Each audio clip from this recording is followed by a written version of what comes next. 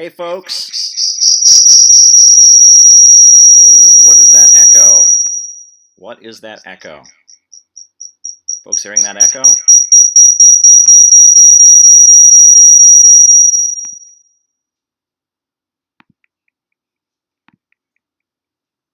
Weird echo we're hearing. What's going on there? Right.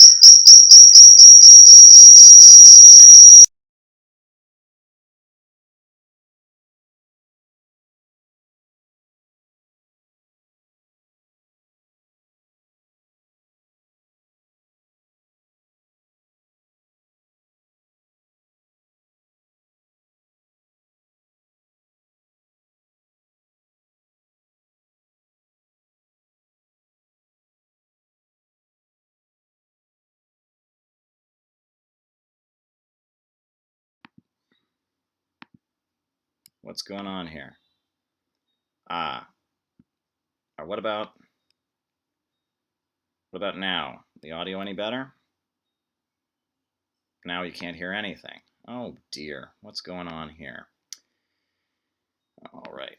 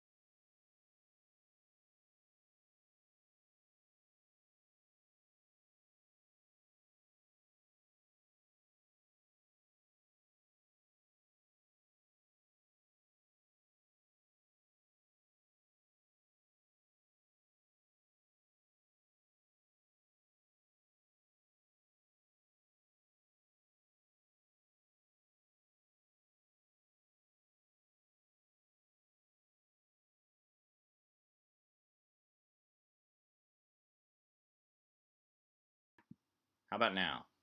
We good? Can you hear me? Can you hear me now? Can you hear me now? Are we getting audio?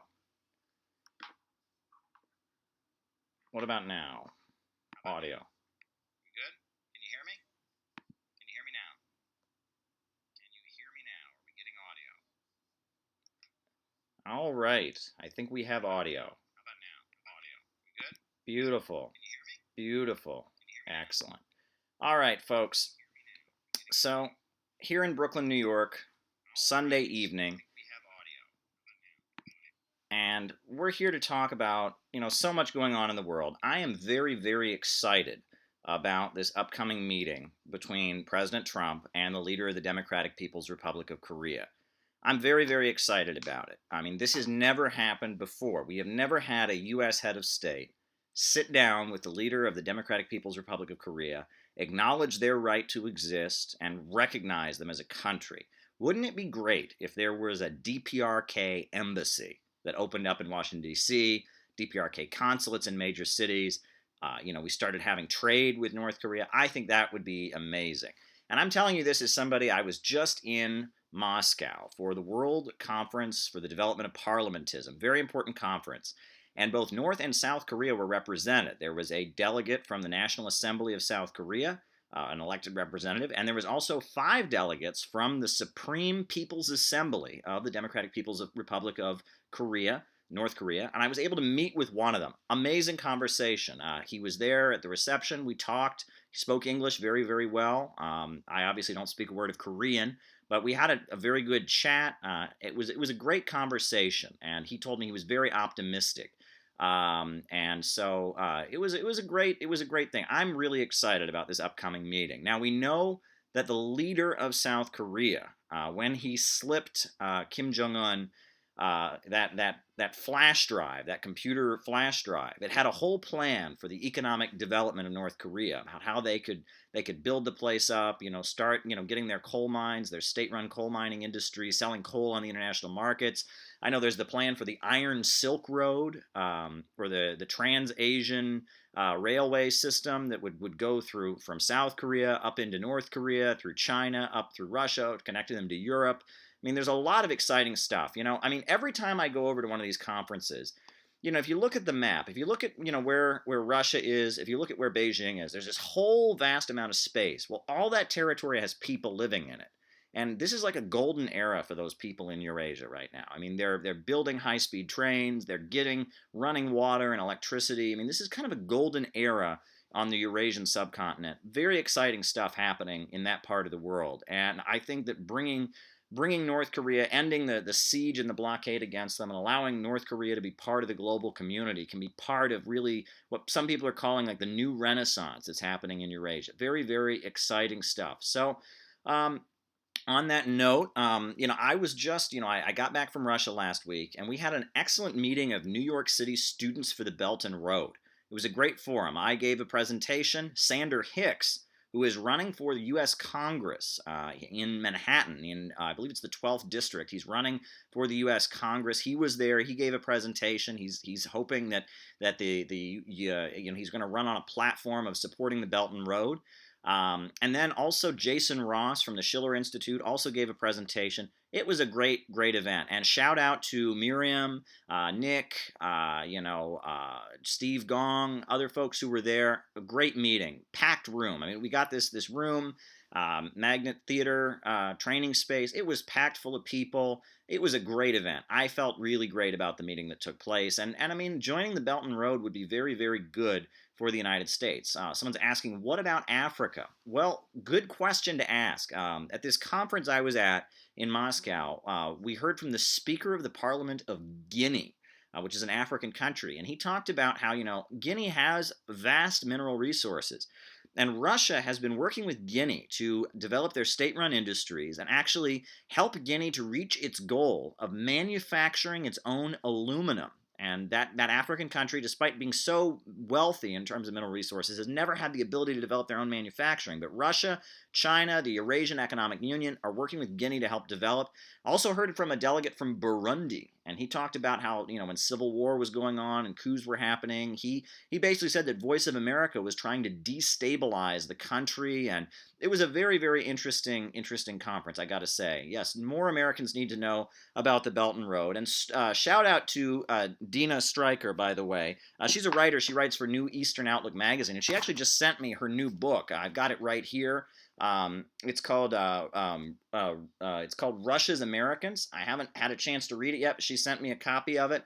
It looks good. When talk about the African working class, that was a guy named Z is shouting out about the African working class. Very, very good point. And the working people of Africa have just suffered, and their countries have not been allowed to develop.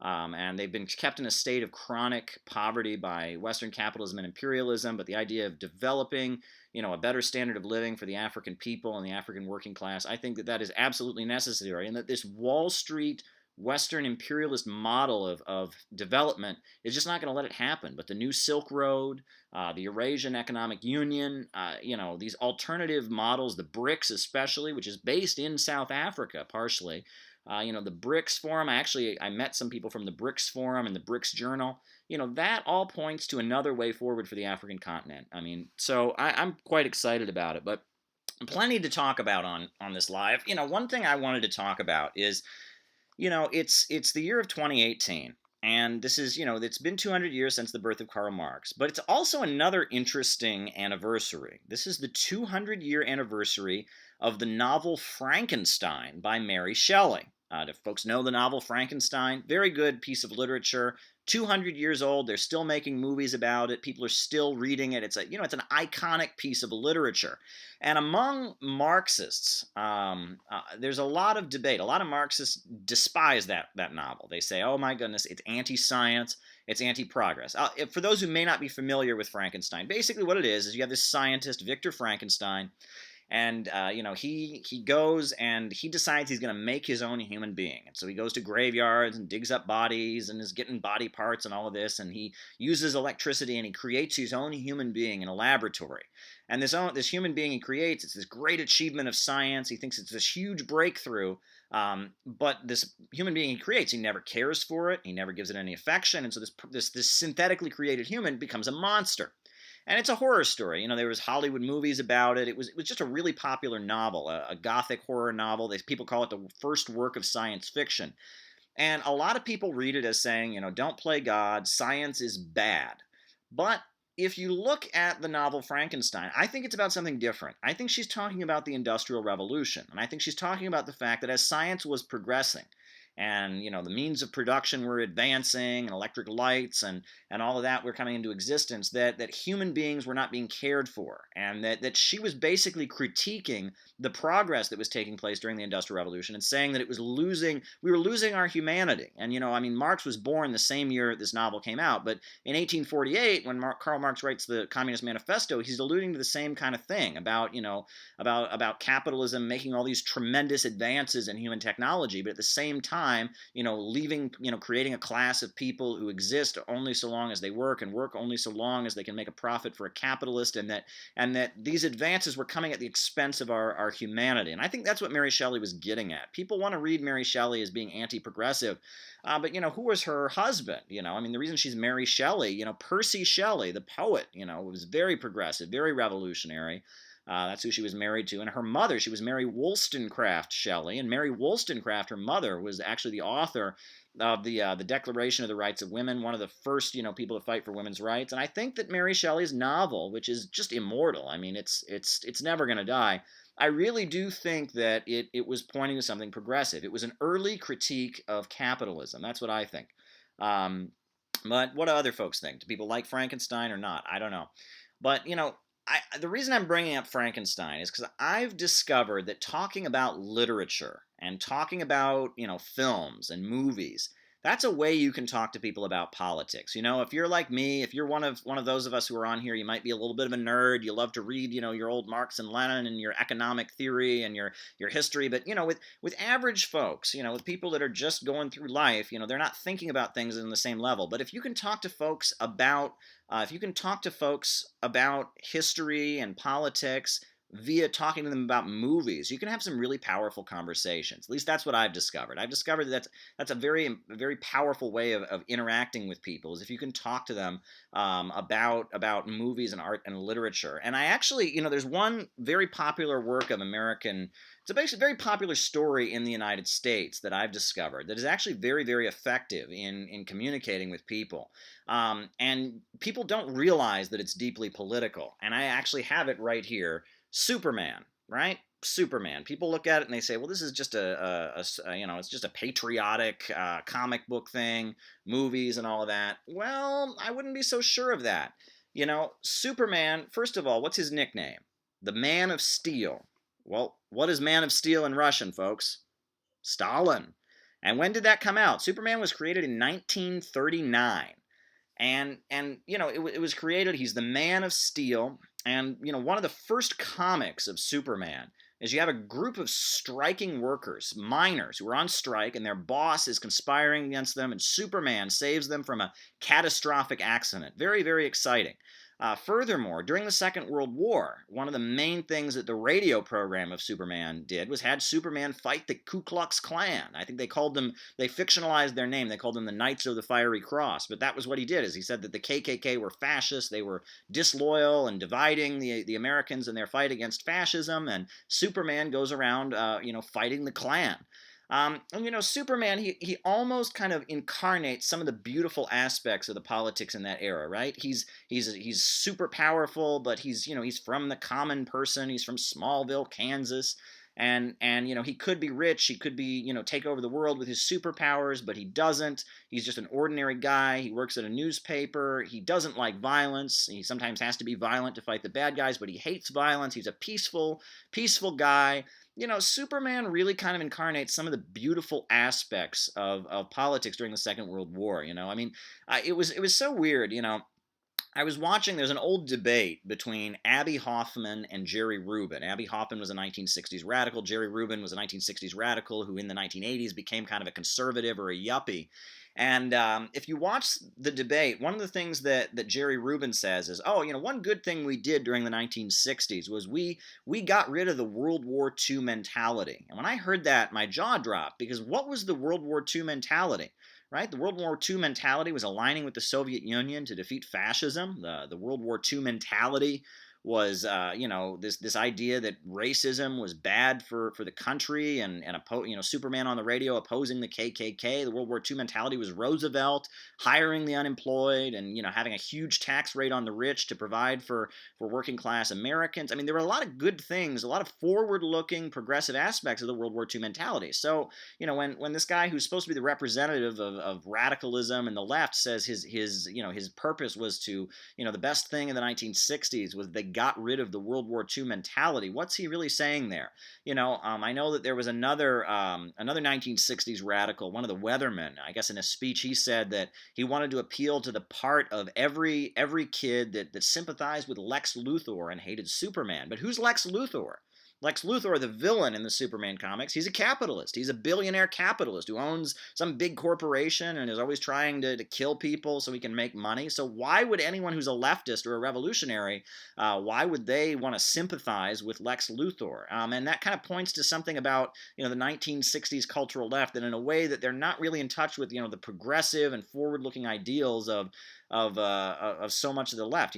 This idea, someone mentions The Day the Earth Stood Still by Michael Rennie. That's a very good movie. Very good movie. I've watched it a few times. Then it came out, in the middle of, the McCarthyism in the 1950s, but it talks about world peace and the threat of nuclear war. Very, very good movie. I do recommend it. And let's see what else is out here. Now, all kinds of things on my mind. There have been, two very prominent suicides this week. I know there was a guy who was, very prominent in the cooking on television, and there was another individual who was involved in fashion. And it seems like suicide is all over the media right now. The suicide rate is very high in the United States. Now, I know there are some conspiracy theories. I've heard people arguing that maybe these people were assassinated. This was a political thing. People are pointing to their political things. I can't speak to that. I'm not into, I'm not up on all of that, but I know that that's floating around the internet. People think these weren't really suicides. But the other thing is, apparently calls to the National Suicide Hotline have increased by 25%, and in response to the media talking about this. I did a story a few months back about this television program that was on Netflix. It was called, I believe it was 13 Reasons Why, and it was about this girl who kills herself, and this is, why she did it or something like that. And it's almost like there is this death cult in the media where it's almost like suicide is being encouraged. It's very scary. The ruling class, the capitalists, are saying right now the same thing that the ruling class of feudalism said when their system was failing, right? They're saying, oh, the problem isn't that our system doesn't work. The problem is just that there's too many people, right? There's just too many people in this world. So I find it disturbing that suicide is all over the television. The suicide rate is so high, and there's all this talk of overpopulation. It's really, really disturbing. I mean, suicide is a real tragedy. It's something society should do everything it can to avoid.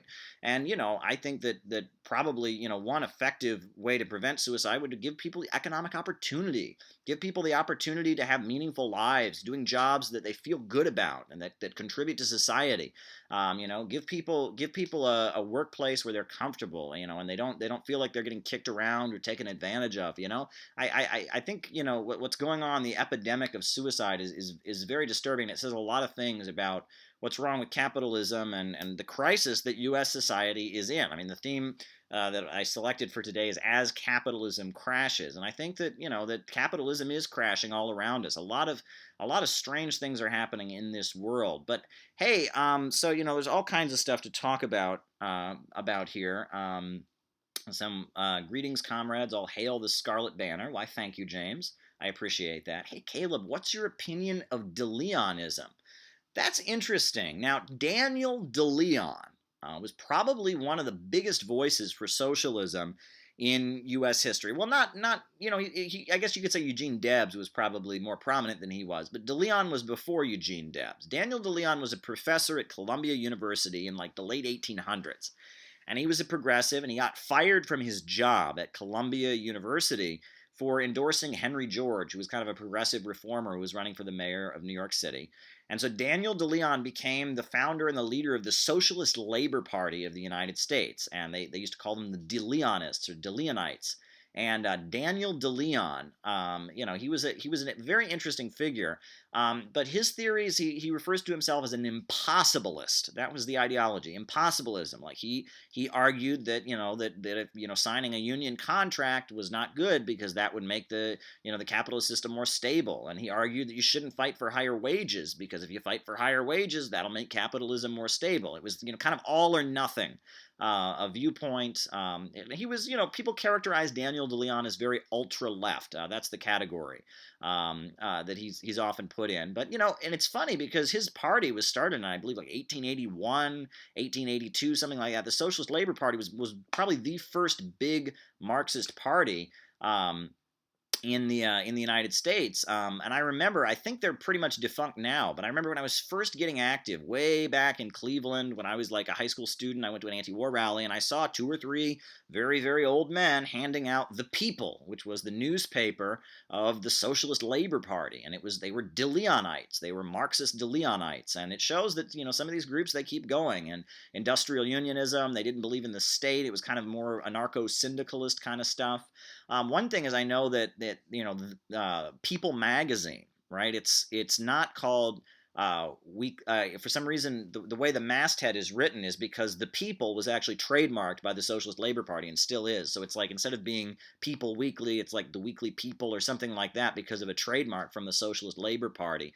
And I believe there was a very famous science fiction novelist in the 1960s who was in the Socialist Labor Party. The DeLeonites are an interesting group. Now, Mr. Ortiz is asking me, hey, Caleb, does left unity make sense to you?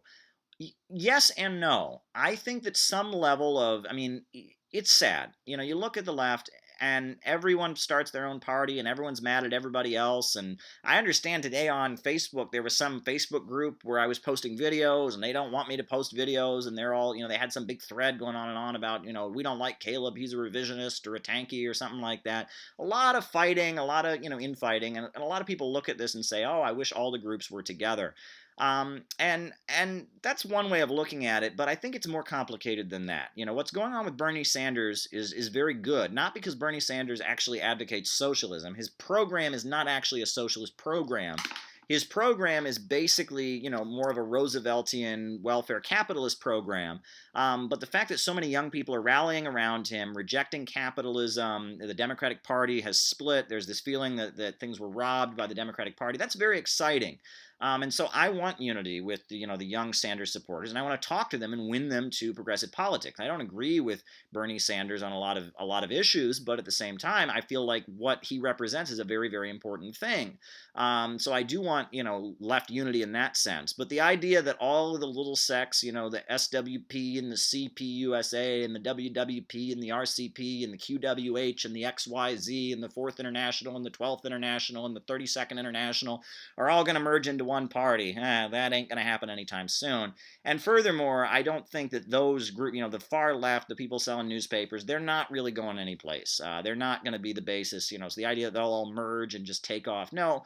When socialism emerges, it's going to come from something new. There's going to be divisions in the power structure. There's going to be serious political people that move in this direction. I don't think trying to unify all the little sects is exactly practical. But at the same time, the other thing is that division, big division, in politics is kind of, when you have a period where, the people aren't in motion, you tend to have more division. But as things escalate and you get closer to a crisis and people are more seriously considering socialism, you tend to get more unity. And usually, when there is a political crisis, you have what you call, the left, the center, and the right within the revolutionary movement. Very interesting. And you have the left, the center, and the right. And that tends to happen. Like during the 1960s left, that wasn't a revolutionary situation at all, but among, there were massive protests, and like the people called the right of the movement was the Communist Party USA that was, was working with the Democratic Party and with, Catholic clergy protesting the Vietnam War. And then you had the center, which was the Socialist Workers' Party, and they had these huge, what they called peaceful, legal, single-issue rallies against the Vietnam War. And then you had the far left, which were like the Black Panthers and the Weathermen and the Students for a Democratic Society. And that kind of, if you look at revolutionary history, when crises escalate, you tend to have a left, a center, and a right in politics, and that's a pattern that I've noticed. The Bolivarians used coalition parties. Absolutely, they did. And if you look at the way, Hugo Chavez was elected in 1999. Thank you for that, by the way, Mr. De La Terra. And if you look at the way Hugo Chavez was elected in 1999, it was a referendum on neoliberalism. Basically, Venezuelans were told, hey, right now, the country was bankrupt, the electricity was being cut, public jobs were being reduced, public transportation was in a mess because they were paying back to U.S. banks and they were shrinking their economy, they were embracing neoliberalism. And when that was happening, Hugo Chavez ran on a platform. He said, I don't believe in socialism or capitalism. I believe in the third way.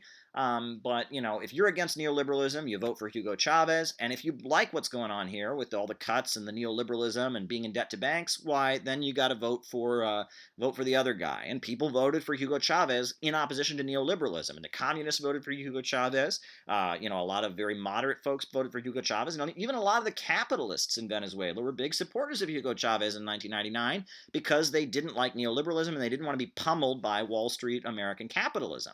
And it was a referendum, and society, we got a polarization. Are you for neoliberalism and privatizing our economy, or are you against it? And it was a people's coalition, or what you might call a popular front, that emerged. And frankly, I think we're on the verge of seeing the same thing possibly happen in Mexico.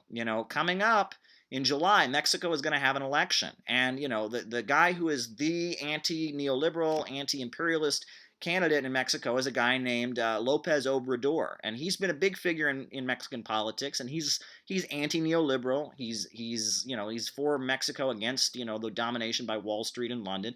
He doesn't call himself a socialist. He's kind of a populist, but he's been in the last two elections. Some people speculate it was stolen from him. He's come very close to winning twice, but now as this upcoming election is happening, because Trump has alienated Mexico so much, there's a good chance that Lopez Obrador will win the upcoming election. He's leading in the polls 50%. And, this upcoming election in Mexico could very well be a referendum on whether or not you're for neoliberalism and you're for NAFTA and you're for what the USA has done to Mexico over the last few decades. And I think there's a very good chance that because of Trump and because of the hostility he's displayed toward Mexico, that Mexicans might actually get a President Lopez Obrador who would be anti-neoliberal and critical of their relationship with Wall Street and the domination by Western capitalism. So watch that upcoming Mexican election. It's going to be close. And, Lopez Obrador has almost won a few times. This time he might win. They call him AMLO. His initials are AMLO. And they call him AMLO or Lopez Obrador. I think he may be the next Mexican president. And that could be a big game changer. We already have an anti-imperialist government in Nicaragua. We've got an anti-imperialist government in Venezuela, Bolivia, Ecuador. But this upcoming election in Mexico could be a big game changer. And I'm seeing a lot in the American press. They're really worried about Lopez Obrador winning. Wall Street is really afraid that they might lose Mexico. But, Mexico has just been destroyed. I was watching it. Trump talks against NAFTA. That's one of Trump's big talking points. And I remember when he went to Mexico, he said that NAFTA has been better for Mexico than the USA. And I don't know where Trump is getting that. It used to be that Mexico had its own agricultural industry. They were making their own food. Because of NAFTA, Mexico's economy was flooded with cheap American food, and now their domestic agriculture has just been wrecked, and all these small farmers have lost their homes, and they're having to import food from the United States. NAFTA has destroyed Mexico. It's been bad for auto workers in Michigan. It's been bad for a lot of American workers. I'm not saying NAFTA was good for the USA at all, but it was particularly bad for Mexico. Mexico has really just been destroyed by American capitalism, and so now there's a good chance this guy Lopez Obrador might take office on a platform of opposing it. So we should all keep our eyes on that upcoming Mexican election. I think it's going to be very, very exciting. What else is going on here?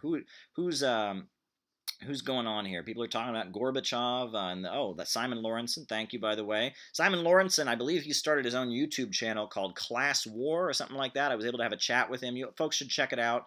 Good guy, Simon Lawrenson. He's up there in Canada making good videos on YouTube. People should check him out. Cassandra Rorden asks, do you think once China catches up on economic development, they could actually switch to a system that moves away from commodity production?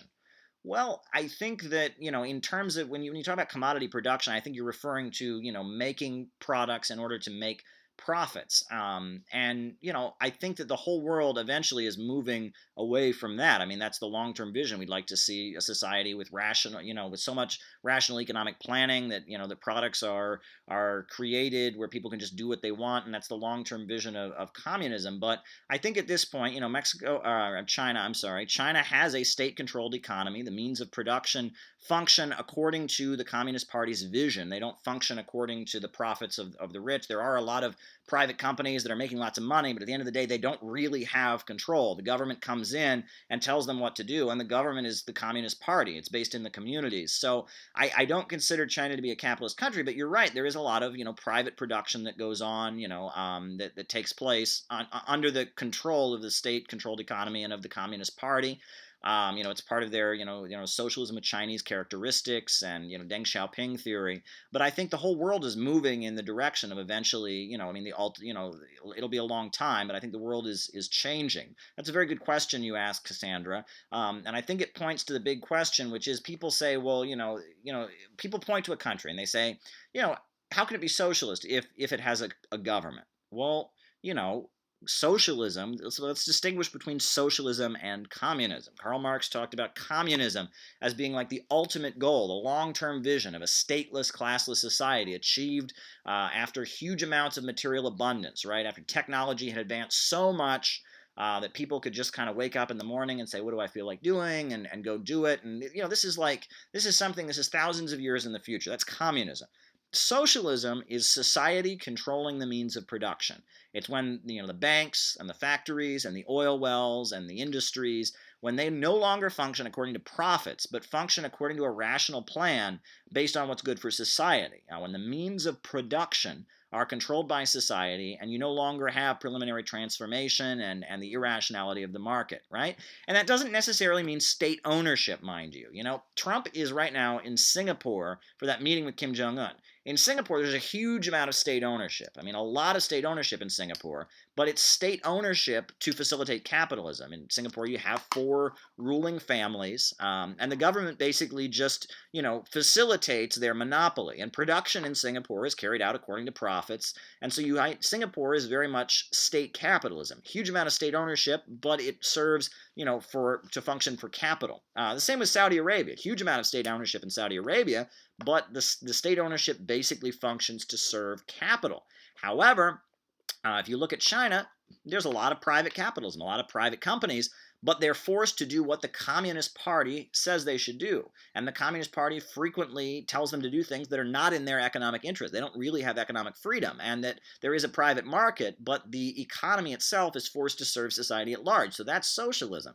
The issue is not state ownership. Socialism is not when the government does things. And that's a big thing. I've heard people say that the post office is socialist. No, the post office exists in order to facilitate capital. You need to have a post office that's neutral in order to run capitalism. That's why it's in the U.S. Constitution. You need to have roads that are neutral and that are not owned by any individual capitalist. And Adam Smith and all the capitalist economists argued that some section of involvement in the state was necessary in order to facilitate capital. It's not until like Ayn Rand and Milton Friedman and Ludwig von Hayek and the Austrian school that you start getting these crazy capitalists that think, oh, we can just privatize everything, and that's complete insanity. But there's always been the idea that you should have some level of state involvement. However, the question is, who does the state serve? Normally, the state serves to facilitate capitalism. That's in capitalism. The state functions as just kind of a way to make sure that capital works well. However, you see the rise of socialism, and socialism is when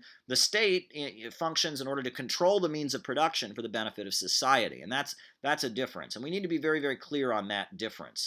Did Bernie Sanders ruin the word socialism? No, he didn't ruin it. He's using the word socialism. It's funny.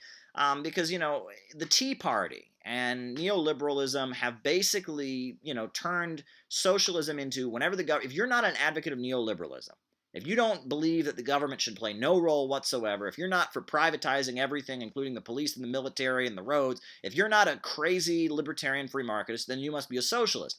And Bernie Sanders and the Sanders movement has basically said, yes, we are socialists. We want free healthcare. We want free education. So it's not that they've ruined it, but they've accepted the right wing's misdefinition of socialism, and they've taken it and they've kind of adopted that with pride. They're saying, yes, we are not neoliberals. We reject neoliberalism. And that's not really what socialism is. Socialism is a planned economy. It's the banks, factories, and industries functioning for the benefit of society, not for the rich. But it's a redefinition. So I think it's important to tell people what socialism actually is. But at the same time, I think that the Bernie Sanders movement is a rejection of neoliberalism. That's why I think it's a good thing, and I want to talk to those folks. I think on foreign policy, there's a lot of things that Bernie Sanders is not as good on. He's more of an FDR Democrat, and on foreign policy, I'm not totally with him. But at the same time, the movement of Bernie Sanders folks, that's who we need to be talking to. The people that are in the protest cage. A lot of them have really good intentions and are trying to do things, but I don't think that that's where the real surge of popular power is coming from. I think that the Bernie Sanders movement is where people should be talking to. If you want to build socialism in the U.S., you need to be talking to those young people that reject neoliberalism and are highly critical of the leadership of the Democratic Party. How do I think the Democrats will do in November? I don't know. I really don't know. A couple months ago, it seemed like the Democrats were starting to realize that instead of blaming Russia, they should instead focus on kind of economic populism. You had Bernie Sanders talking about his jobs guarantee program and all of that. I heard Bill Maher, talking up similar things, and that's much more promising. And however, the Democrats really don't know what they stand for right now. The more you listen to Democrats, the more it becomes apparent that what does it mean to be a Democrat? It means you don't like Trump. But what does that mean? Do you not like Trump because you think he's not warlike enough and he's too soft on Russia and not, invading Syria? Do you not like Trump because of, he's cutting the taxes on the rich and, hasn't fulfilled his promises on infrastructure and is deregulating Wall Street? Or do you not like Trump because he says nasty words and he's offensive? Or what's that about? And the Democrats, they know they don't like Trump, but there's a lot of different interests that don't like Trump for a lot of different reasons. And so I think there's a lot of confusion about what the Democrats really stand for. People don't really know what it means to be a Democrat because the Democratic Party is very, very confused about who it is and what it stands for. But let me see what else is going on here. You're right, actually. Volados, you're right. They have no message. But it's interesting because I got a lot of different things I want to talk about here. But I guess since we're on this kick about Trump, I wanted to hold up this book, the 18th Brumaire of Louis Bonaparte, which is one of probably Karl Marx's most important books, and people don't understand this book. You hear people talk about this book, and the way they talk about it, it's like, well, they'll point to this book when they don't like some socialist country. They'll say, well, they're not really socialists, they're Bonapartists. But read this book. Actually read it. Read Karl Marx's pamphlet about Louis Bonaparte, who was kind of the military dictator of France back in 1851. Read this book because basically, if you read it, you understand Marx is writing about how in France in 1851 there was an economic crisis. The economy wasn't working, people were out of work, people were hungry, and there was talk of some kind of revolution. People were in the streets fighting back, there was a lot of craziness. So then, Louis Bonaparte, he takes over, he and a bunch of people in the military, they take over and they call themselves the Party of Order. That's what they call themselves, the Party of Order. And they take over, and they start building railroads. They build hospitals for poor people. They do a lot of stuff that a lot of capitalists in France don't like, but they're doing it on behalf of the finance capitalists, of the bankers, in the hopes that they can keep society together and hold off some kind of revolution. It's Bonapartism. And that's what happens when capitalism enters a crisis. And it's not necessarily fascism. There's also social democratic Bonapartism. And we've seen this all throughout the history of capitalism. When there's a crisis, you get Bonapartist figures who represent one section of the ruling class and punish the other sections of capital in order to try and preserve the system. Adolf Hitler was a fascist Bonapartist. He represented Krupp and Tyson and Holomer Schacht and the German capitalists who didn't like the British British bankers and the American bankers also hated the communists, and they, seized power in a coup, and they canceled the Versailles Treaty. That's one form of Bonapartism. It's fascism, or National Socialist, fascist Bonapartism. Then you've got, on the other hand, what you might call, Roosevelt. He was like a kind of a social democratic or liberal Bonapartist, and he took office. He was aligned with the Rockefellers and the big oil companies, but he was very critical of Henry Ford and the National Association of Manufacturers and the Morgan family, and he, created Social Security and the WPA. He aligned himself with the Communist Party, and he was a progressive Bonapartist. He was working with one section of the ruling class and violently suppressing the others. And Trump is basically an attempt at Bonapartism in the 21st century. That's really what's going on with Trump, as he represents one section of American capital. I think, people like Sheldon Adelson, there's, the Walton family. There's a lot of capitalists in the U.S. that are not part of the club, like Betsy DeVos, who's now Secretary of Education. She's a billionaire from Amway. Right? She's not a billionaire from Chase Bank or some big oil company. She's Amway. That's people selling Tupperware. It's kind of people refer to it as a pyramid scheme or whatever. I don't know the details of it, but it's kind of multi-level marketing. That's where she gets her money from. You can bet that the Rockefellers and the DuPonts and the Carnegies have absolutely no respect for Betsy DeVos. And they have no respect for the Koch brothers either. And that there's a lot of capitalists in the USA who feel like they're not part of the club and felt like especially the Obama administration was working on behalf of the wealthiest capitalists, and the Ford Foundation and the Council on Foreign Relations and ExxonMobil, and was not working on behalf of these lower levels of American capital. And so Trump I see Trump as kind of representing, an uprising of the lower levels of the American ruling class against these really entrenched and powerful families in U.S. capital. It's a division within the ruling class, and that Trump, it's interesting, you'll see he has a lot of different constituencies that he's trying to please. He moved the embassy to Jerusalem. That was hoped to please Sheldon Adelson and these hardline, Likud, Netanyahu factions in Israel. He was also trying to please, he goes to Miami and gives that speech, and he's trying to please, the Cuban, the anti-Cuba lobby, you might call it. He's also, he's got the fracking companies really like him. There's a lot of divisions in the ruling class, and there's an attempt to try and stabilize the system at the expense of some capitalists or other. One of the biggest divisions in American, politics in the American state, not within American capital, within the American state, is the division between the CIA and the intelligence agencies versus the Pentagon.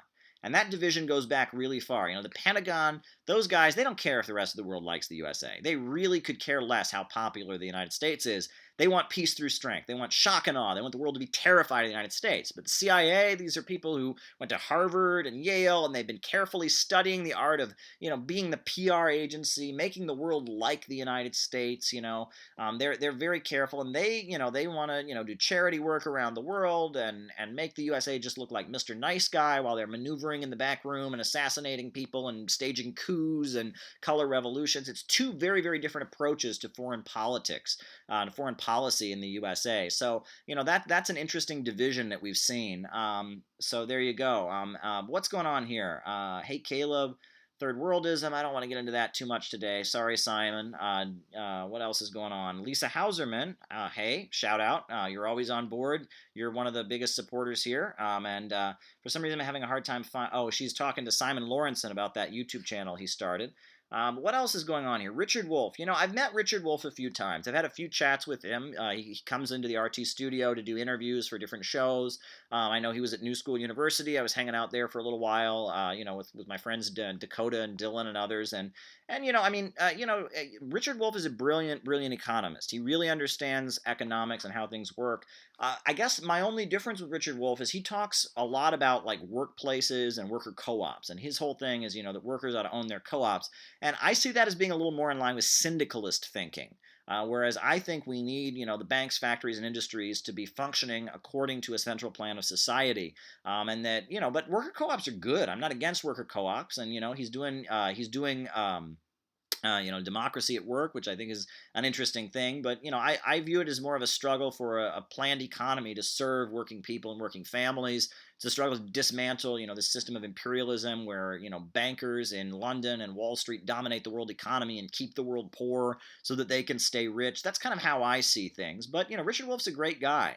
But what else is going on in this world? Now, I did a video a little while back about Sorrell, George Sorrell. He wrote this book on violence. And Sorrell is an interesting character because I feel like a lot of the distorted politics, these days, it can be traced back to what you might call Sorrellianism. And this idea that you shouldn't organize communities and you want to build this romantic group of men who think they're heroic and engage in violence. Sorrellianism, George Sorrell, in a lot of ways, that is a distortion of leftist politics. Now, we have a question from Hassan Amins. He asks, what I think about the Yemeni war. This is what I think about the Yemeni war. And I have the right to say this. Let me begin. I went to Iran in the year of 2015.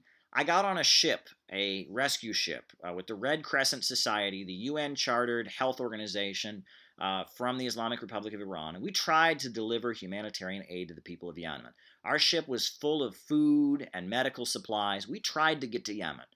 And the Saudis, the Kingdom of Saudi Arabia, on the day we were supposed to arrive in the port of Hodeidah, they bombed that port 8 times in a single day, killed, I think, 42 people working at the port we were supposed to arrive at, and we were not able to reach Yemen and deliver that medical aid. And blocking humanitarian aid is a war crime. It's a war crime. So the Saudis committed a war crime to prevent me and these brave people I was on that ship with. These doctors, these nurses, these humanitarian workers from Iran who've been all over the world. They committed a real crime by not allowing us to reach Yemen and deliver those medical supplies, and I mean, these doctors were so disappointed. They were ready to go risk their lives to help the Yemeni people. And that was a life-changing experience for me. I spent 13 days on that ship. We went from, the Persian Gulf into the Gulf of Aden, and we were trying to get to the port of Hodeidah in Yemen and deliver humanitarian aid to the people of Yemen. It was a meaningful experience for me, and it was heavy, because American media was talking about the ship and trying to say that we were, going to deliver weapons or something. That was absurd. We weren't, that was nothing of the kind. It was a humanitarian assistance to the people of Yemen. Furthermore, I saw American planes flying over us. I saw Saudi military stuff. I saw Yemen. I didn't actually get to go to Yemen, but I saw the coast of Yemen. I saw the coast of Oman, and it was a very life-changing experience for me to be there, trying to deliver aid to the people of Yemen. As they're in the middle of this war. What the Saudis are doing, the world is basically watching a war crime unfolding. The people of Yemen are being bombed and bombarded. Saudi Arabia has the 4th largest military budget of any country in the entire world. And they are attacking one of the poorest countries in the entire world. Yemen is one of the poorest countries in the entire world. And why are they doing it? Because Yemen has huge untapped oil deposits. They've got a lot of oil in Yemen, but not a lot of oil production going on. They're not extracting the oil. And basically, if Yemen were to win its independence, and they would then start developing, and they would start using that oil to build up their economy, and they could actually go from being one of the poorest countries in the world to being rather prosperous. They could do like what Iran has done, what Venezuela has done, what Russia has done, and they could utilize their oil resources to build up their economy. The Saudis don't want that. They want to control the Yemeni oil, and they want to keep it in the ground. They want it to kind of keep it in their back pocket in case they run low, and they basically want to keep Yemen as just kind of a colony or a dependent colony. And this president, Mansour Hadi, he was the only candidate on the ballot. That's not an election. If you ban all the other candidates on the ballot, Mansour Hadi he's a Saudi businessman, a Yemeni who does business with Saudi Arabia. He was the only candidate on the ballot. The people of Yemen don't want to be a colony of Saudi Arabia and Wall Street oil companies. They want their independence, and they want to start developing. The symbol, we always hear about the Houthis in U.S. media. Well, they're called the Ansar Allah movement, but they're just one faction in what they call the Revolutionary Committee, which is people in Yemen fighting for their independence. But, their symbol, they have a finger pointing up to symbolize God and Islam. They have, a rifle, showing that their right to self-defense, but they also have a shaft of wheat. And that stands for economic development. And that's what the people of Yemen are fighting for. They are fighting because they don't want to be poor any longer. Wall Street has kept them poor and underdeveloped. and they are fighting for the right to develop their country and have economic opportunity and sell their own oil and make money from their own oil on the international markets. And the Yemeni people are absolutely right to resist this all-out attack by Saudi Arabia. And the fact that the Western world, there's all this hatred for the Syrian government because they're defending their own country from terrorists. There's all this demonization of the government of Venezuela for trying to hold itself together as Western extremists are bombing and trying to tear the country up. But the people of Yemen are fighting a foreign attack that is basically a foreign attack motivated to try and keep them poor. The people of Yemen, I think about them all the time. And I think about when I was on the ship, when I was on that ship with, I think it was 50 people that were on that ship with me. Not many of them spoke English, but 10 or 11 folks spoke English. I learned a lot from those folks on that ship. And every so often I'll dream that I'm on that ship still. It's very weird. I'll have a recurring dream about being on that ship and thinking about when I was in the Gulf of Aden and the Gulf and the Persian Gulf on my way to try and deliver humanitarian aid to the people of Yemen. That was a moment in my life that was really pivotal. And I did a lot of thinking. When you're on a ship for 13 days with only 10 other people who can speak English, not many places to go, you do a lot of thinking. I did a lot of reflecting. And it made me do a lot of thinking. It was kind of a pivotal moment in my life. But anyway, too much navel gazing here. I don't want to get all psychological for you all. What's going on? Hassan Amin says, I'm a Yemeni and I agree with you 100%. Well, good for you, Hassan. And, I think about how your people are fighting back. This is David and Goliath 2018, right? This is one of the poorest countries in the world. It's standing strong against an all-out onslaught against some of the richest and most powerful forces in the world. And, they always say that these are Iranian agents. That's the smear that is constantly heard. Well, if the Yemeni people were Iranian agents, this war would have ended a long time ago. If they were all just getting paid by Iran or whatever, this would have been a long time ago over. If a country that is this poor and underdeveloped can withstand so much of an onslaught, so many bombs, so much destruction, so much depriving of food and medical aid, that's because they really believe in what they're doing. And that if you look at these rallies that the revolutionary government in Yemen will have, they'll have thousands and thousands of people, just out there rallying and waving their guns around and saying, we will not surrender.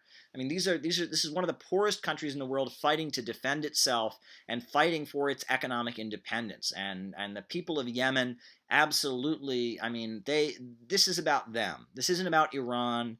This isn't about, terrorism or something like that. This is about the people of Yemen asserting their independence. And we should all, our hearts should go out to them. Now, Didier Ortiz is asking me what I think about Venezuela. Well, I've been to Venezuela, and, they're having a hard time lately, but I'm hoping that the situation will improve, namely because the price of oil is going up. Donald Trump is driving the price of oil higher than ever. He pulled out of the Iran deal, and the price of oil is going up. And I'm hoping that Venezuela can get out of the situation they're in. I was in Venezuela when they back in 2015, and nobody wants capitalism back. That's one of the biggest myths. There are people in Venezuela who are frustrated with the government and frustrated with the situation there. Including a lot of people that are supporters of Maduro. They're still frustrated. They support Maduro. They're against the opposition, but they're still frustrated. There's other people that support the opposition, but no one in Venezuela is saying, you know what, I want capitalism. I want to privatize everything. I want to take free healthcare away from people. I want to get rid of all these food subsidies. Nobody is saying that in Venezuela. Even the main opposition candidate, the main opposition guy, said that he was a socialist, called himself a socialist, even though he called for the IMF and the dollar. He's saying, don't worry, I'm a socialist. Enrique Capriles says he's a socialist. This idea that people in Venezuela, they're frustrated with the current situation. There's a lot to be frustrated about. The idea that they want capitalism is ridiculous. So anyone who tells you, oh, the problems in Venezuela are all because of socialism and they all want capitalism has no idea what they're talking about. But that's what American media would tell you.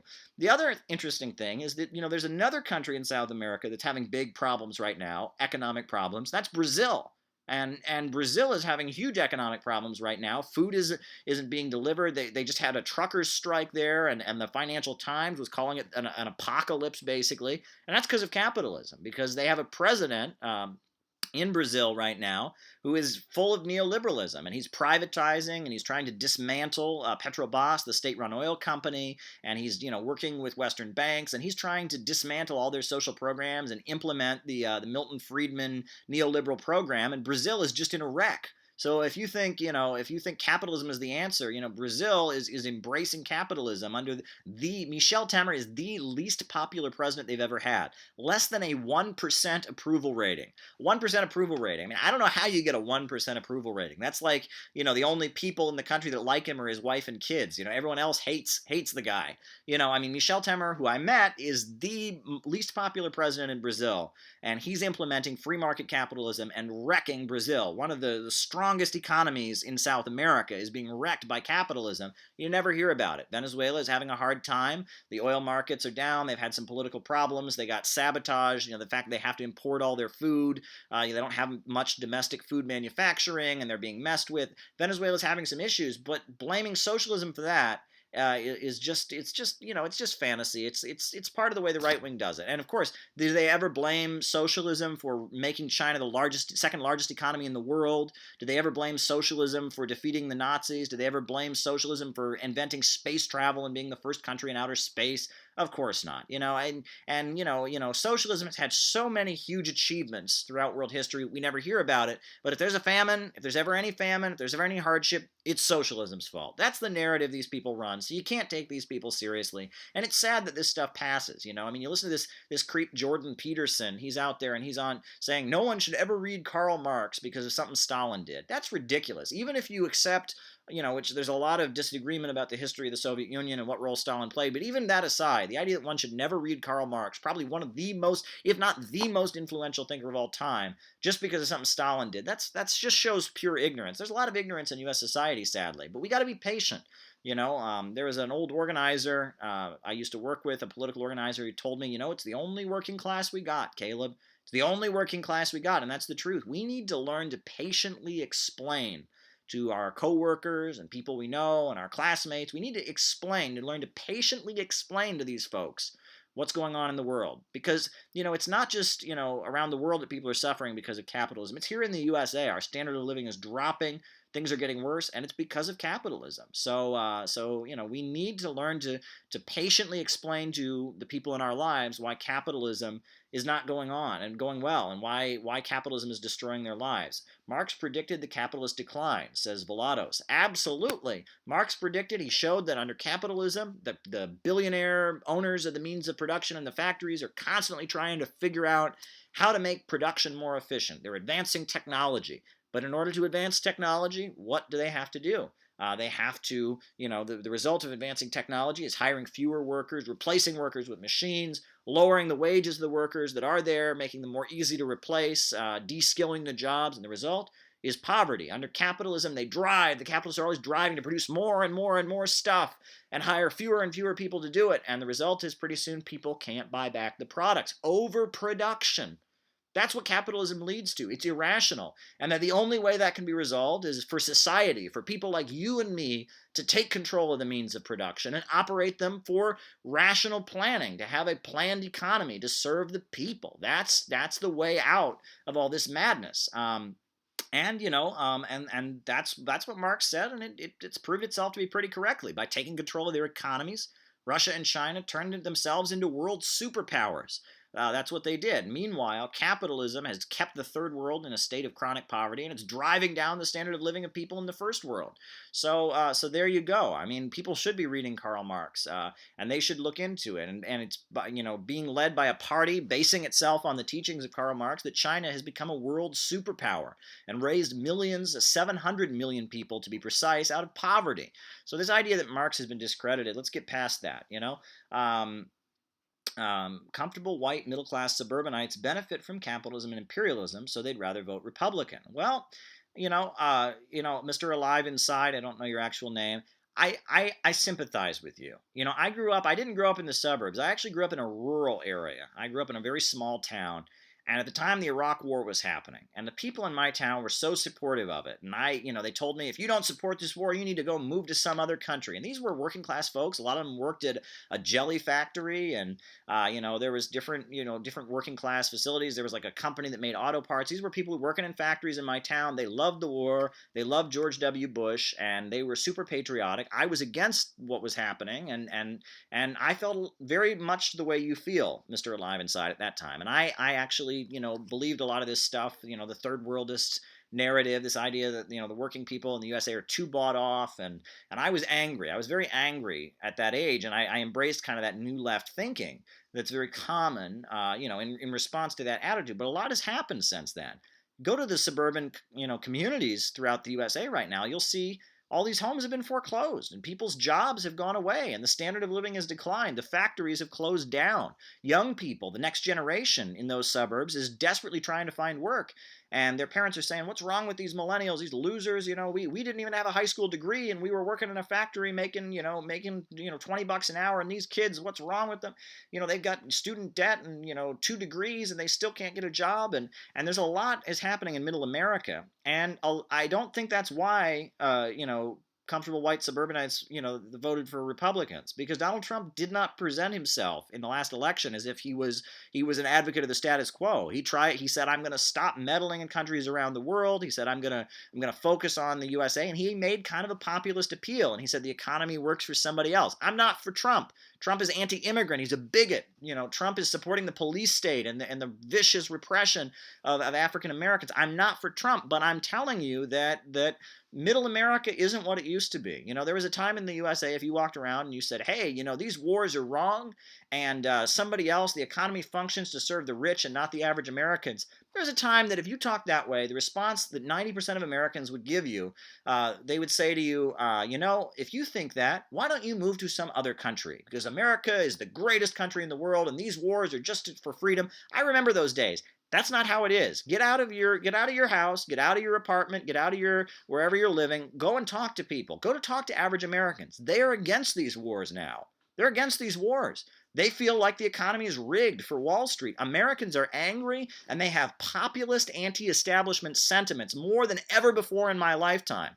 But what drives me mad is that right now it's people that are supposedly left that are defending the establishment. The biggest argument I've heard all these liberals say, oh, Trump believes in conspiracy theories. Oh, Trump, he thinks that, he doesn't want to attack Syria. It's like the left have become the defenders of the establishment. Meanwhile, people that are mad at the establishment are rallying around Alex Jones, and it's a big mess. We need to show people that if you're mad about all these wars that are going on, if you're mad about the fact that you don't have good paying jobs, if you're mad about the fact that the government is spying on you and the police are killing people and getting away with it and our civil liberties are being taken away, then you need to oppose capitalism. You need to oppose the system where profits come before people.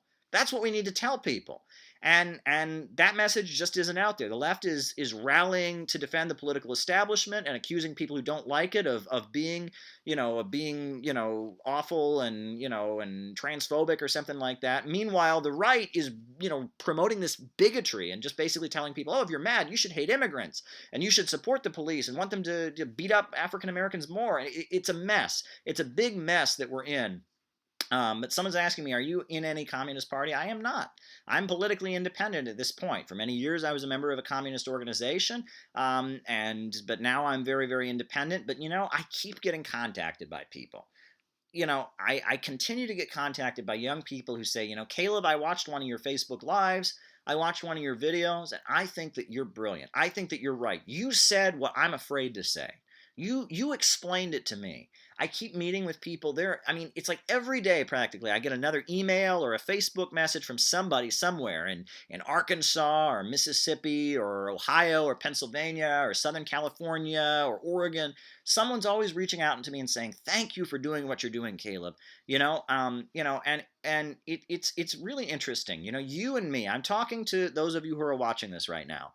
You and me are doing something very, very, very special right now. Because nobody in the USA talks this way.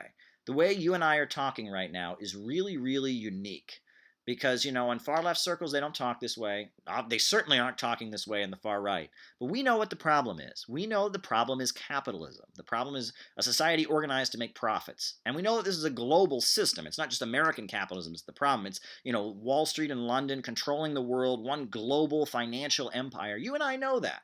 And that's something very, very special that we have. And you and I are something very, very special. You and I are the beginning of a little revolution, you could say. we're doing something really, really special here. But the problem is there's not enough people involved. That's the problem. Is so few people are involved. So many people have it in their minds that socialism is about raising their taxes, or socialism is about making everyone poor, or socialists don't want people to be wealthy. They want people to be poor, and so everything's fair. That's why I actually wrote this book, Getting Rich Without Capitalism. I actually wrote this because if you look at it, socialism is about controlling the means of production so that we can raise the standard of living and raise people out of poverty and build a good life for everyone. That's what socialism is. Socialism is about building a society where people are comfortable and have what they need and can really just be creative and unleash their human creativity and really just build a better world. In a socialist society, people are able to just fulfill their human potential like you wouldn't believe. That's what socialism is about. It's about unleashing human creativity, building a new world. Jack Ma, who's the CEO of Alibaba, he's talking about what's going on with artificial intelligence right now. And he's basically saying, look, if you look at our educational system in the USA, the way it functions is basically, and not just in the USA, I mean, he's probably talking more about China, but he's talking about the whole world. The way that our educational system functions, the way it works is we basically train human beings to be like machines. Right? We want human beings to be like machines. But now with artificial intelligence, anything that's machine-like can be done by a machine. Machines can play chess better than people. Machines can actually invest stocks smarter than people. So instead of training people to be like machines, which we can already do, we need to start emphasizing the human side of human beings, because that's all we've got. As the economy changes, as industrial labor is eliminated, human beings are going to have to start being human beings. And we're going to have to change our entire relationship with technology in the world. We're going to have to change our entire educational system, basically. And that the world economy is changing. And there's a brilliant writer, Nelson Peary. I have his book here. I'm gonna pull it out here. The Future is Up to Us. Nelson Peary was a Marxist intellectual. He wrote this beautiful book. He writes this back in like 1999. He's predicting basically what's happening now with artificial intelligence and the elimination of human labor, and he applies the Marxist understanding of it. Very, very good book, but I've been waving around all kinds of books today. But if you look at what's happening in the world, we're at the point where the possibility of socialism becoming the dominant system in the world is almost a necessity, and it's very, very likely to happen because capitalism cannot continue. The means of production, technology, artificial intelligence, computer revolution, these things have advanced to the point that capitalism is no longer sustainable. Exciting things are happening. Now, I'm going to have to wrap things up. I got other things I got to do tonight. I usually only go for an hour. But Cassandra is saying, I usually think of socialism as about everyone getting an equal piece of the pie, but everyone working to make the pie bigger. Well, no, that's not the case. Socialism is not about making everything equal. That's not what it's about. It's about rational control over the means of production. That's what socialism is about. Socialism is a society where no one gets rich off of other people's work. And socialism is a society where people are paid according to how hard they work. There are going to be wage income differentials, and there have been in every socialist society. But you don't have an economy that's irrational and functioning according to profits. But this idea that socialism is everyone getting paid, that's what I learned in elementary school, right? Socialism is everyone getting paid the same wage no matter how hard they work. That's not what socialism is. Do you like anti-imperialists like Kyle Kulinski, Jimmy Dore, and Lee Camp? Well, Jimmy Dore and Lee Camp I love. I've watched their shows, good folks. I don't know Mr. Kulinski, but if he's an anti-imperialist, if he's opposing these wars for profits of Wall Street, sound good to me. I don't know who he is, though. I'll have to look him up. I am not familiar with his work. I can't endorse somebody if I'm never not familiar with them. What else is going on here? I'm excited about these upcoming meetings that Trump is taking place. But there's a couple other points I wanted to address before I wind things down here. The Belt and Road. If we could get the USA to join the Asian Investment Infrastructure Bank, that would be awesome. And the Belt and Road, what they're doing around the world is just very exciting and beautiful.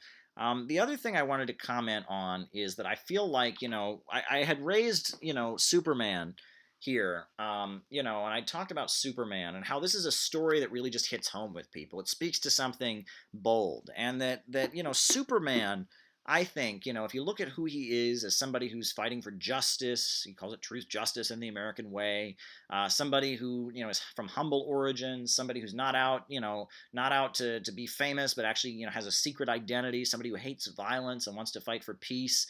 Superman, this is not a true story, obviously. It's fiction, but it speaks to people. It touches something. And it's also from the USA. It's uniquely American. This superhero genre, there are some problems with it. You can talk about, especially Batman and some of these superheroes have a vigilantism in them that's not healthy. It's like, well, the police aren't doing enough, so I'm going to go out and beat up criminals, and there's a darker side. But Superman points to some beautiful, beautiful ideals of the period it was created in, of the late 1930s and the period of anti-fascism and the People's Front. And that we need to find stories that speak to people. That Frankenstein story 200 years ago. How many horror novels were written back then? No one reads them anymore. But Frankenstein 200 years ago, it's published and it speaks to people. That we need to find stories that speak to people and point to the higher aspect of human beings and the higher side of human ideals. We need to point to these things, and we need to find ways that we can really bring out the best in people and really bring people into a higher stage. I feel like we have a society that really encourages people to be stupid. I hate to say it. But we really do have a society that really kind of encourages people to be dumb and to not use their intelligence and just kind of, follow their emotions and not think rationally and not make calculated decisions. But at the same time, I do think that we, those of us who want to build a better world and are smart enough to see the problems that we're facing, we really do have a responsibility to try to bring out the best in those people in our lives and do everything we can to do that. So I'm going to wind things down. I've got a lot, this is a fast live. We've talked about a lot of different issues. But, we're trying to change the world. We're trying to build a better world, and we're doing the best we can. And you and I, that's me and you, those of you watching this live, we're part of something very, very special here. So happy Sunday. Be sure to tune in while the Trump-Kim summit is happening, because I'll be live on the air on RT reporting on it. So be sure to tune in. Don't miss those broadcasts. It's going to be important. And furthermore, don't trust the mainstream media. You know that they distort things and they have an agenda against North Korea. We'll be giving you the objective facts. But keep your eye on the world economy and what's developing. We got the price of oil going through the roof right now. People are saying maybe even $90 a barrel by the end of the summer. Things are changing. Keep your eye on that Mexican election. That's going to be interesting as well, right? What's going to happen there? Lopez Obrador, people are wondering, could it finally happen? So keep your eye on the world, but keep involved with what we're doing here. Have a conversation. Get your friends involved in these conversations. We're brave enough to challenge the rules on the far left. We're bold enough to not fall for some of the myths on the right. We're doing something very, very unique here, where these broadcasts are not like anything else. You will not find anyone saying the kind of things I'm saying. This is unique. You love it. You're special. You can understand it. Other people need to be brought into what we're doing here. This is a little revolution, you and I, and there's not enough people watching this, and there's not enough people engaging. I'm not getting enough conversation here. We need to expand the conversation here, because there's a lot of people who just don't get it in this world, coming from all kinds of different perspectives. So you have an important role to play. And I appreciate everyone who's been on here. Dina Stryker, sent me that great book that she wrote. I can't wait to read it. We got other people, Simon Lawrenson, with his new YouTube channel he just started. This is something very, very, very, very expensive, very, very special that we're doing here. I'm excited about it, and I think that that's you who's watching this, you have an important role to play in it. So, the world is changing, and don't get hopeless. A lot of people are hopeless. When you read these suicide reports and all of that, I think a lot of people think that there is no future left. A lot of people think the world is ending. I don't think the world is ending. I think we're on the verge of seeing the new world emerge. That's what's really happening. The world is not ending. And so I want you to stay strong, stay excited. Think about those people in Yemen that have continued to resist and refuse to surrender amid all odds. Think about what's going on and how China has built itself up from being a poor country to being the second largest economy in the world. Think about the bravery that's been displayed by so many people around the world, that there is a good side to human beings. And as much as Wall Street and London and all the propaganda in the world tries to make people evil and stupid, there is a good side to human beings. Humanity has a higher thing. Human beings are not animals. right? We're not just some stupid breed of animal that just does what's, does what's pleasurable and avoids what's painful. We have a higher aspect to ourselves. Human beings are not animals. We are something better. We have something better about us. We have the ability to do good in this world. And if you can remember that, if you can keep your mind on how to make a better world and how to bring out the best in people, if you can keep your eye on the prize and strive to be the best person that you can be and try to make the world a better place, why, you can have a happy life. I believe that. And I think there's a lot of people in this world who are frustrated and confused. We're at a turning point. This is a turning point for the human race, right? We're seeing the end of the system based on profits. We're seeing the painful emergence of rationally planned economies. We're seeing Wall Street trying to hold back human development and keep the world poor so they can stay in control. But we're seeing humanity reassert itself. This is a very, very exciting time to be alive. We're lucky to be living in this time. As hard as these times are, as much as the wars are going on, as much as poverty is rising, as much as things might seem difficult, we're actually lucky to be living in this time. We're living in what I think is pretty much going to be remembered as a pivotal time in the history of the human race. That's what we're living in right now. We are doing something very, very special. So feel good, be proud of yourself, be proud of the fact that you're part of this small community that actually understands what's going on and isn't buying into the lies. I'm going to have to tune out, so I wish you all my best. I'm hoping I'll be doing this every Sunday. This is going to become a Sunday afternoon or evening event, so tune in. You can check me out. I've got links to my website and all of that, but let's be in touch. Let's continue this conversation. Let's figure out how we can change the world. You are my friend. I care about you, and we are on a mission together to try and change the world for the better. Thank you.